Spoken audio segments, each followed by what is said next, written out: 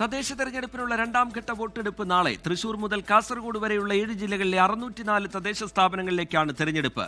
നിശബ്ദ പ്രചാരണ ദിനം. വോട്ടുറപ്പിക്കുന്ന തിരക്കിലാണ് സ്ഥാനാർത്ഥികളും മുന്നണികളും. പോളിംഗ് സാമഗ്രികളുടെ വിതരണം പൂർത്തിയായി. തൃശൂർ, പാലക്കാട്, മലപ്പുറം, കോഴിക്കോട്, വയനാട്, കണ്ണൂർ, കാസർഗോഡ് ജില്ലകളിലാണ് നാളെ തെരഞ്ഞെടുപ്പ് നടക്കുക. 470 പഞ്ചായത്തുകളിലെ 9027 വാർഡുകൾ, 77 ബ്ലോക്ക് പഞ്ചായത്തുകളിലെ 1177 ഡിവിഷനുകളിലേക്കും 7 ജില്ലാ പഞ്ചായത്തുകളിലെ 182 ഡിവിഷനുകളിലേക്കും 47 നഗരസഭകളിലെ 1834 ഡിവിഷനുകളിലേക്കും തൃശൂർ, കോഴിക്കോട്, കണ്ണൂർ കോർപ്പറേഷനുകളിലുമാണ് തെരഞ്ഞെടുപ്പ്. ഇതിൽ കണ്ണൂർ ജില്ലയിൽ 14ഉം കാസർഗോഡ് 2 വാർഡുകളിൽ സ്ഥാനാർത്ഥികൾ എതിരില്ലാതെ തെരഞ്ഞെടുക്കപ്പെട്ടിട്ടുണ്ട്.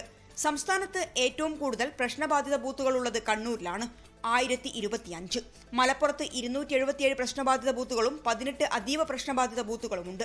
വയനാട്ടിൽ 64, കാസർഗോഡ് 9, കോഴിക്കോട് ജില്ലയിൽ 731 എന്നിങ്ങനെയാണ് പ്രശ്നബാധിത ബൂത്തുകളുടെ എണ്ണം. മാവോയിസ്റ്റ് സ്വാധീന മേഖലകളിലെ ബൂത്തുകളിൽ പ്രത്യേക സുരക്ഷ ഒരുക്കുമെന്ന് Vadakara rural S P KE Baiju പറഞ്ഞു. കോഴിക്കോട് റൂറലിൽ തീർച്ചയായിട്ടും ഞങ്ങൾ 1000-ഓളം പോലീസുകാരെയാണ് വിന്യസിച്ചിട്ടുള്ളത്.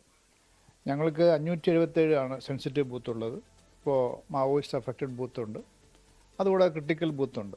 ഇതെല്ലാം ഉൾപ്പെടെ തന്നെ നമ്മൾ ഓരോ ബൂത്തിലും അഡീഷണൽ ആയിട്ട് ഒരു ഓഫീസറും 4 പോലീസുകാരെയാണ് പോസ്റ്റ് ചെയ്തിട്ടുള്ളത്.